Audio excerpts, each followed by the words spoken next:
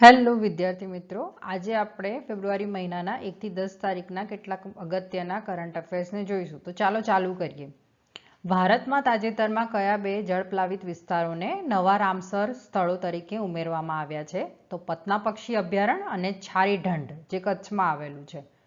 પતના પક્ષી અભયારણ્ય, તો તે ઉત્તર પ્રદેશના એટાહમાં આવેલા પતના પક્ષી અભયારણ્યને રામસર સ્થળ તરીકે નિયુક્ત કરવામાં આવ્યું છે. તે ઉત્તર પ્રદેશનું 11મું રામસર વેટલેન્ડ બન્યું છે. અહીં 178 પક્ષીઓની પ્રજાતિઓ અને 252 વનસ્પતિ પ્રજાતિઓ નોંધાઈ છે, જે એક ઉચ્ચ સ્તરીય જૈવ વિવિધતા ક્ષેત્ર ધરાવે છે. છારી ઢંઢ. ગુજરાત રાજ્યમાં સ્થિત છારી ઢંઢ વેટલેન્ડને પણ રામસર યાદીમાં સામેલ કરવામાં આવ્યું છે. તે બન્ની ઘાસના મેદાનો પાસે આવેલું છે. દર વર્ષે આશરે 30,000 સામાન્ય ક્રેન્સ અહીં આવે છે. હવે રામસર સંમેલન શું છે? તે જળભૂમિના સંરક્ષણ માટેનું આંતરરાષ્ટ્રીય સંમેલન છે. 2 ફેબ્રુઆરી 1971માં આ સંમેલન ઈરાનના શહેર રામસરમાં યોજાયું હતું. તે 1975માં અમલમાં આવ્યું. ભારતે 1 ફેબ્રુઆરી 1982ના રોજ આ સંમેલન પર હસ્તાક્ષર કર્યા. ચિલ્કા તળાવ અને કેવલાદેવા રાષ્ટ્રીય ઉદ્યાન, જે રાજસ્થાનમાં આવેલું છે, તે સૌથી પ્રથમ રામસર સ્થળો છે. તમિલનાડુમાં સૌથી વધુ રામસર સ્થળો આવેલા છે. મહારાષ્ટ્રના પ્રથમ મહિલા નાયબ મુખ્યમંત્રી તરીકે કોની નિમણૂક કરવામાં આવી છે? તો સુનેત્રા પવાર. 10મો મિસિંગ યુથ ફેસ્ટિવલ ક્યાં યોજાયો હતો? તો આસામમાં યોજાયો હતો. કેન્દ્રીય ગૃહમંત્રી અમિત શાહે આસામમાં આયોજિત 10મા મિસિંગ યુથ ફેસ્ટિવલને સંબોધિત કર્યું હતું. મિસિંગ યુથ ફેસ્ટિવલ એ આસામી સમુદાયનો એક મુખ્ય સાંસ્કૃતિક યુવા ફેસ્ટિવલ છે, જે તેમની પરંપરાઓ, ભાષા અને સંસ્કૃતિની ઉજવણી કરે છે. તેનો ઉદ્દેશ્ય આદિવાસી સંસ્કૃતિ, નૃત્ય, સંગીત, ભાષા અને પરંપરાઓનું જતન અને પ્રોત્સાહન આપવાનો છે. ગ્રેમી એવોર્ડ્સ 2026માં શ્રેષ્ઠ ઓડિયો બુક, નરેશન અને સ્ટોરી ટેલિંગ રેકોર્ડિંગ કેટેગરીમાં કોને પુરસ્કાર આપવામાં આવ્યો? દલાઈ લામાને. આ કયો હતો? 68મો ગ્રેમી એવોર્ડ્સ. તો 68માં ગ્રેમી એવોર્ડ્સમાં 1 ફેબ્રુઆરી 2026ના રોજ લોસ એન્જલસના crypto.com એરેના ખાતે યોજાયા હતા. દલાઈ લામાએ 2026માં 68માં ગ્રેમી એવોર્ડ્સમાં તેમનો પહેલો ગ્રેમી એવોર્ડ જીત્યો હતો. તેમને meditations the reflection of his holiness the Dalai Lama album માટે બેસ્ટ ઓડિયો બુક, નરેશન અને સ્ટોરી ટેલિંગ રેકોર્ડિંગ કેટેગરીમાં આ એવોર્ડ મળ્યો હતો. હવે આમાંથી કંઈ પણ સવાલ પૂછાઈ શકે. રાજસ્થાનના કયા જિલ્લામાં પ્રખ્યાત મરુ મહોત્સવ 2026નું આયોજન કરવામાં આવ્યું છે?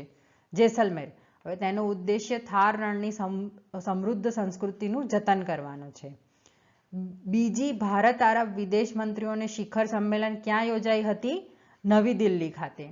ભારતે 2026-27 માટે યુનેસ્કો વર્લ્ડ હેરિટેજ લિસ્ટમાં કયા વારસા સ્થળનો સમાવેશ કરવા માટે નામાંકન સબમિટ કર્યા છે?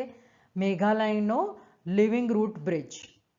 હવે લિવિંગ રૂટ બ્રિજ શું છે? આ સ્થાનિક રીતે જિંગકિએંગ જ્રી અથવા લ્યુ ચાઈ તરીકે ઓળખાય છે. આ મેઘાલયમાં ખાસી અને જયંતિયાના હિલ્સના લીલાછમ દક્ષિણ ઢોળાવ પર સ્થિત છે. આ સ્વદેશી સમુદાયો દ્વારા બનાવવામાં આવેલા બાયોએન્જિનિયરિંગની શ્રેષ્ઠ કૃતિઓ છે. આ 15થી 30 વર્ષના સમયગાળા દરમિયાન સ્વદેશી ખાસી અને જયંતિયા જાતિઓ દ્વારા ઉગાડવામાં આવે છે. ઓસ્ટ્રેલિયન ઓપન 2026નો પુરુષ સિંગલ્સ ખિતાબ કોણે જીત્યો? આન્સર છે કાર્લોસ અલ્કરાઝ.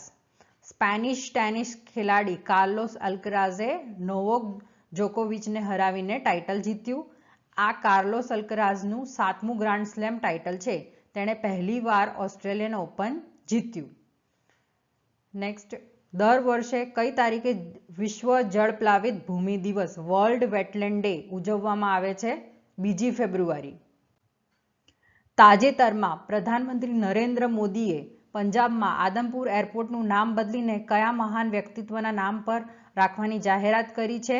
તો શ્રી ગુરુ રવિદાસજીના નામ પર રાખવાની જાહેરાત કરી છે. આ જાહેરાત સંત ગુરુ રવિદાસની 649મી જન્મ જયંતિના શુભ અવસર પર કરવામાં આવી છે. હવે સંત ગુરુ રવિદાસજી તેઓ 15મી-16મી સદીના ભક્તિ ચળવળના એક મહાન સંત, કવિ અને સમાજ સુધારક હતા. નેક્સ્ટ, ચક્ર સેન્ટર ઓફ એક્સેલન્સ કઈ સંસ્થા દ્વારા શરૂ કરવામાં આવ્યું છે? State bank of India.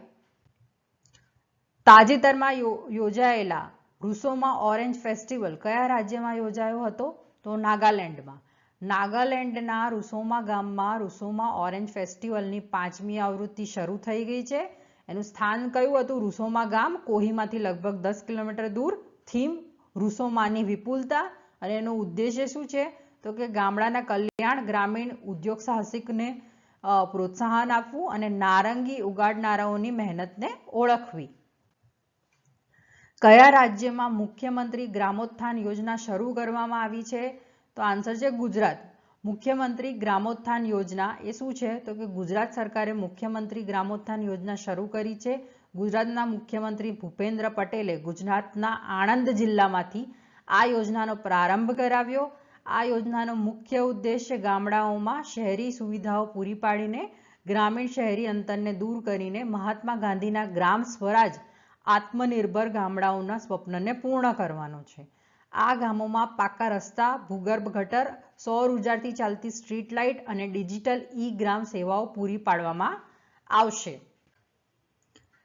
Thailand masters 2026માં કઈ ભારતીય શટલરે BWF સુપર 300 મહિલા સિંગલ્સનો ખિતાબ જીત્યો? દેવિકા સિહાગ. મોલ્ટ બુક પ્લેટફોર્મ નીચેનામાંથી કયા સાથે સંબંધિત છે? ફક્ત AI, માત્ર સોશિયલ મીડિયા પ્લેટફોર્મ.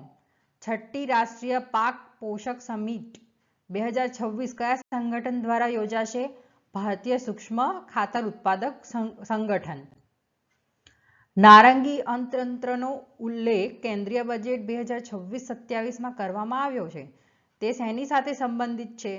તો સર્જનાત્મક અને સાંસ્કૃતિક ઉદ્યોગો. ઓરેન્જ ઇકોનોમી એક એવી અર્થવ્યવસ્થા છે જ્યાં કમાણી વસ્તુઓમાંથી નહીં પરંતુ વિચારો, સર્જનાત્મકતા અને કલા જેમ કે ફિલ્મ, સંગીત, ગેમિંગ, એનિમેશન, ડિઝાઇન અને ડિજિટલ સામગ્રીમાંથી થાય છે. તાજેતરમાં સમાચારમાં આવેલા અનાહત સિંહ કઈ રમત સાથે સંકળાયેલા છે? સ્ક્વોશ. મણિપુરના નવા મુખ્યમંત્રી તરીકે કોણે શપથ લીધા? યુમનામ ખેમચંદ સિંહ. પૈમાના પોર્ટલ કયા મંત્રાલય દ્વારા શરૂ કરવામાં આવ્યું છે? તો આ જવાબ છે આંકડા અને કાર્યક્રમ અમલીકરણ મંત્રાલય. હવે પૈમાનાનું ફૂલ ફોર્મ શું છે? Project assessment, infrastructure monitoring and analytics for nation building. આ સરકારનું ડિજિટલ ડેશબોર્ડ છે જ્યાં દેશના મોટા પ્રોજેક્ટ્સ જેમ કે રેલવે, રસ્તા, પાવર પ્લાન્ટની પ્રગતિ જોઈ શકાય છે. પીલું AI વોઇસ આધારિત એકાઉન્ટિંગ એપ કયા રાજ્યમાં લોન્ચ કરવામાં આવી હતી? આંધ્રપ્રદેશ. એરપોર્ટ ઓથોરિટી ઓફ ઇન્ડિયાના બોર્ડ મેમ્બર તરીકે નિયુક્ત થનાર પ્રથમ મહિલા કોણ બન્યા છે? નિવેદિતા દુબે. ભારત અને કિર્ગિસ્તાન વચ્ચે સંયુક્ત લશ્કરી કવાયત ખંજર ક્યાં યોજાશે? તો મિસામારી, આસામ. આ કવાયત ખંજરનું 13મું સંસ્કરણ છે જે આતંકવાદ વિરોધી કવાયત છે જે 4 થી 17 ફેબ્રુઆરી 2026 દરમિયાન યોજાશે. સ્વચ્છતા પખવાડા એવોર્ડ્સ 2025માં કયા બંદર સત્તામંડળે વર્ષનો સૌથી સ્વચ્છ બંદરનો એવોર્ડ જીત્યો? તો પારાદીપ બંદર. ATP મેન્સ ડબલ રેન્કિંગમાં ટોપ 20માં પ્રવેશ કરનાર બીજો ભારતીય ટેનિસ ખેલાડી કોણ બન્યો છે? યુકી ભામ્બરી. સક્ષમ 2026 ઝુંબેશ કયા મંત્રાલય દ્વારા શરૂ કરવામાં આવી છે? તો પેટ્રોલિયમ અને કુદરતી ગેસ મંત્રાલય. સક્ષમ એ ભારત સરકારના પેટ્રોલિયમ અને કુદરતી ગેસ મંત્રાલય દ્વારા શરૂ કરાયેલ વાર્ષિક જાગૃતિ અભિયાન છે. સક્ષમનો ઉદ્દેશ્ય બળતણ સંરક્ષણને પ્રોત્સાહન આપવા અને ટકાઉ ઉર્જા પ્રથાઓ વિશે જાગૃતિ લાવવાનો છે. સમાચારમાં ફ્યુગો જ્વાળામુખી કયા દેશમાં આવેલો છે? તો ગુટેમાલા. ભારતીય પર્વતારોહક કબાકયાનોએ કયા પર્વત શિખર પર ચઢીને ઇતિહાસ રચ્યો છે? માઉન્ટ એકોન્કાગુઆ. તે દક્ષિણ અમેરિકા અને પશ્ચિમ ગોળાર્ધમાં સૌથી ઊંચો શિખર છે. તે અમેરિકાની બહારનો વિશ્વનો સૌથી ઊંચો પર્વત છે. કયું એરપોર્ટ ભારતમાં હાઇડ્રોજનથી ચાલતી પેસેન્જર બસો ચલાવનાર પ્રથમ એરપોર્ટ બનશે? કોચીન આંતરરાષ્ટ્રીય એરપોર્ટ. ભારતની પ્રથમ LNG ડ્યુઅલ ફ્યુઝલ ડેમુ ટ્રેન કયા સ્થળે કાર્યરત કરવામાં આવી છે? Ahmedabad, Gujarat. World government summit 2026 ક્યાં યોજાઈ રહી છે? Dubai, UAE. વિશ્વનું પ્રથમ ખાનગી અવકાશ મથક હેવન 1 કયા દેશની ખાનગી કંપની વેસ્ટ સ્પેસ દ્વારા વિકસાવવામાં આવી રહ્યું છે? United states of America. કેન્દ્રીય મંત્રી અમિત શાહે ભારતના પ્રથમ સહકારી આધારિત રાઇડ હેલિંગ પ્લેટફોર્મનો શુભારંભ કર્યો. પ્લેટફોર્મનું નામ શું છે? ભારત ટેક્સી. ગૃહમંત્રી શ્રી અમિત શાહે નવી દિલ્હીમાં ભારત ટેક્સી લોન્ચ કરી. તે ઉબર અને ઓલા જેવા પ્લેટફોર્મનો સ્વદેશી અને સહકારી વિકલ્પ છે. ફેબ્રુઆરી 2026માં કયા દેશે 16 વર્ષથી ઓછી ઉંમરના બાળકો માટે રાષ્ટ્રીય સ્તરે સોશિયલ મીડિયા પર પ્રતિબંધ મૂક્યો હતો? તો સ્પેન. ઓસ્ટ્રેલિયા પછી સ્પેન 16 વર્ષથી ઓછી ઉંમરના બાળકો પર આ પ્રતિબંધ લાદનાર વિશ્વનો બીજો દેશ બન્યો છે. પહેલો દેશ ઓસ્ટ્રેલિયા છે. પંચાયત એડવાન્સમેન્ટ ઇન્ડેક્સ 2.0માં કયું રાજ્ય ટોચ પર રહ્યું? ત્રિપુરા. આ સૂચકાંક વિકાસ, પારદર્શિતા અને સેવા વિતરણના આધારે પંચાયતોને ક્રમ આપે છે. ભારતની પ્રથમ AI સક્ષમ યુનિવર્સિટી કઈ છે? તો ચૌધરી ચરણસિંહ યુનિવર્સિટી, મેરઠ. હવે AI સક્ષમ યુનિવર્સિટી એ શું છે? આ એક એવી શૈક્ષણિક સંસ્થાઓ છે જ્યાં તમામ પ્રવેશ, અભ્યાસ અને સંચાલન કાર્યો આર્ટિફિશિયલ ઇન્ટેલિજન્સ અને આધુનિક ટેકનોલોજીની મદદથી કરવામાં આવે છે. તેનો મુખ્ય ઉદ્દેશ દરેક વિદ્યાર્થીને તેમની શીખવાની ક્ષમતા અનુસાર વ્યક્તિગત શિક્ષણ પૂરું પાડવાનો અને યુનિવર્સિટીના કાર્યને સ્વચાલિત અને ઝડપી બનાવવાનો છે. ભારતમાંથી કોને ગ્લોબલ ટીચર્સ પ્રાઇઝ 2026 એનાયત કરવામાં આવ્યો? રૂબલ નાગી. આ પુરસ્કાર યુનેસ્કોના સહયોગથી વાર્કી ફાઉન્ડેશન દ્વારા સંચાલિત કરવામાં આવે છે. તેને ઘણીવાર શિક્ષણમાં નોબેલ પુરસ્કાર તરીકે ઓળખવામાં આવે છે. ભારતનો કયો જિલ્લો 100% વીમા કવચ પ્રાપ્ત કરનાર પ્રથમ જિલ્લો બન્યો? અલવર, રાજસ્થાનમાં આવેલો છે. અલગ વૃદ્ધ બજેટ જાહેર કરનાર ભારતનું પ્રથમ રાજ્ય કયું છે? Kerala.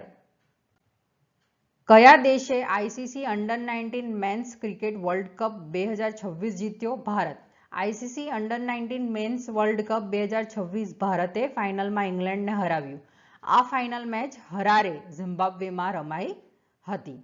Badminton Asia team championship 2026 ક્યાં યોજાઈ રહી છે? કિંગદાઓ, ચીન. વાયુ શક્તિ 2026 કવાયત શેનાથી સંબંધિત છે? તો ભારતીય વાયુસેના. દર વર્ષે વિશ્વ કઠોળ દિવસ કઈ તારીખે ઉજવવામાં આવે છે? 10 ફેબ્રુઆરી. પ્લાસ્ટ ઇન્ડિયા 2026 પ્રદર્શન ક્યાં આયોજિત થઈ રહ્યું છે? નવી દિલ્હી. તાજેતરમાં પ્રકાશિત થયેલા પુસ્તક રિક્લેમિંગ ઇનક્રેડિબલ ના લેખક કોણ છે? નવીન કુંડુ. નવીન કુંડુ ભારતના અગ્રણી ટ્રાવેલ, ટુરિઝમ અને હોસ્પિટાલિટીના નિષ્ણાત છે.